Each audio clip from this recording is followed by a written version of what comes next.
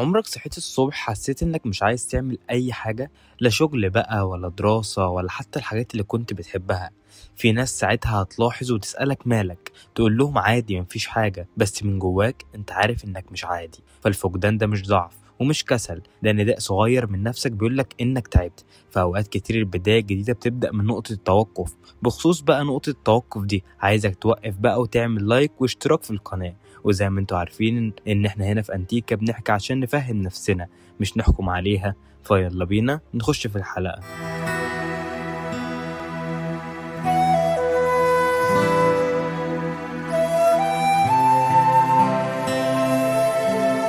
في شاب كنت أعرفه، ده كان من أكتر الناس حماس في شغله، يصحى بدري ويشتغل بضمير وكان عنده دايما طموح. بس فجأة كل ده اختفى، بقى بيقعد على المكتب بالساعات من غير ما ينجز أي حاجة وبيدور على نفسه مش لاقيها. الناس بدأت تلومه وهو بدأ يلوم نفسه أكتر، لحد ما في يوم وقف وقال يمكن أنا مش محتاج أضغط نفسي أكتر، يمكن أنا محتاج أسمعها بس. وساعتها بدأ يتغير فعلا. في العادة أوصلهولك إن ساعات الحل مش إنك تشد، الحل إنك تهدى وتفهم. وفي علم النفس بيقولوا إن فقدان الشغف مش دايما سببه إنك مش بتحب اللي بتعمله، ساعات بيتكون لأنك ضغطت نفسك زيادة أو لأنك مخدتش وقت ترتاح فيه أو تتنفس. الدماغ ليها طاقة زي البطارية على فكرة، لو فضلت تستهلكها من غير ما تشحنها تطفي حتى لو بتحب الحاجة دي. فالراحة مش رفاهية خالص، ده جزء من الطريق.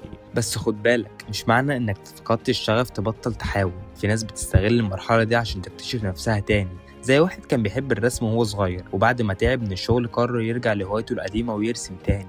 ولما رجع يمسك القلم لقى نفسه بيرجع للحياة. الفكرة مش إنك ترجع للشغف، الفكرة إنك تسمح له يرجع لوحده. فاللي بيحبك هيرجع لك حتى لو كان شغفك. وأحب أقولك إنك تبدأ بحاجة بسيطة، حاجة مش لازم تبان كبيرة. اعمل كوباية شاي مثلا واطلع على السطح أو اتمشى لوحدك نص ساعة من غير موبايل.